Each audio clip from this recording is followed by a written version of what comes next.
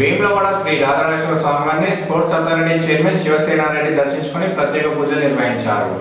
వేములవాడ శ్రీ రాజరాజేశ్వర స్వామివారిని రాష్ట్ర sports authority chairman Shiva Sena Reddy శుక్రవారం రోజున దర్శించుకుని పూజలు నిర్వహించారు. ప్రభుత్వ విప్ ఆది శ్రీనివాస్తో కలిసి చైర్మన్ శివసేనారెడ్డి స్వామివారిని దర్శించుకున్న అనంతరం వారిని ఆలయ అర్చకులు కళ్యాణ మండపంలో వేదోక్త ఆశీర్వాదం అందజేశారు. ఆలయ పర్యవేక్షకులు జి శ్రీనివాస్ శర్మ శేషవస్త్రం కప్పి లడ్డు ప్రసాదాలు అందించారు.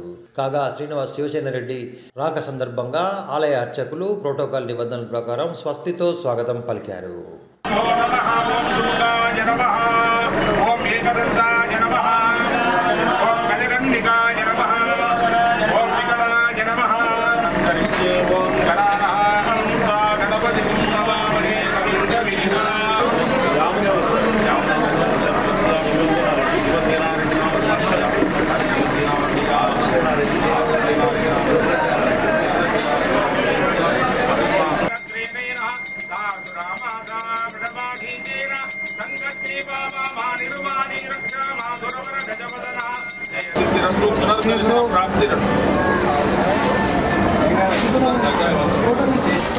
శ్రీ శివసేనారెడ్డి గారు ఈరోజు రాజన్న సిరిసిల్ల జిల్లాలోని క్రీడా మైదానాల పరిశీలన, క్రీడల అభివృద్ధికై యువ క్రీడాకారులకు మేలైనటువంటి సౌకర్యాలను షాప్ ద్వారా వారి క్రీడా శాఖ ద్వారా ఇప్పించే ఏర్పాటులో భాగంగా రావడం జరిగింది.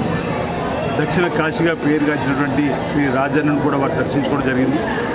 రాజరాజ స్వామి ఆలయంలో జరగబో అభివృద్ధి పనులపై తీరుతెళ్లపైన వేలాంటి టెంపుల్ సిటీ ఎలా మారుతున్న అంశాన్ని కూడా సుమారు రేవంత్ రెడ్డి గారు ముఖ్యమంత్రి 150 కోట్లు వెచ్చించినటువంటి అయినం.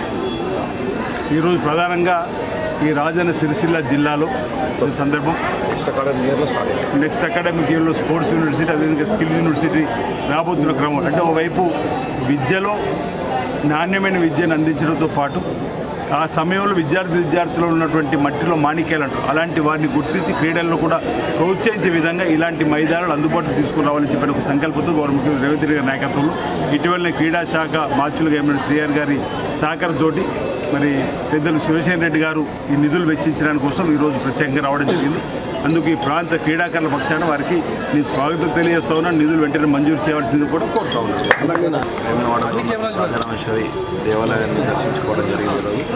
పెద్దలు స్థానిక శాసనసభ్యులు ఎక్కువ అన్న సీనన్న ఆది సీనన్న గారి ఆధ్వర్యంలో ఈరోజు దర్శనం చేసుకోవడం జరిగింది. చాలా బ్రహ్మాండంగా ఈరోజు, ఎందుకంటే దాదాపు 150 కోట్లతోన ఈ గుడి ఎన్నో పురాతన కాలమైంది. నాకు తెలిసి త్రేతాయుగంలో ఉన్నటువంటి గుడి మళ్ళీ ఇప్పుడు సీనన్న ఆధ్వర్యంలో చేయడం ఆయన కూడా పెద్ద అవకాశం, చాలా అదృష్టంగా భావిస్తున్నాం మేమందరం. దాంతోపాటు తెలంగాణలో స్పోర్ట్స్ స్థల పరిశీలన కూడా చూస్తున్నాం.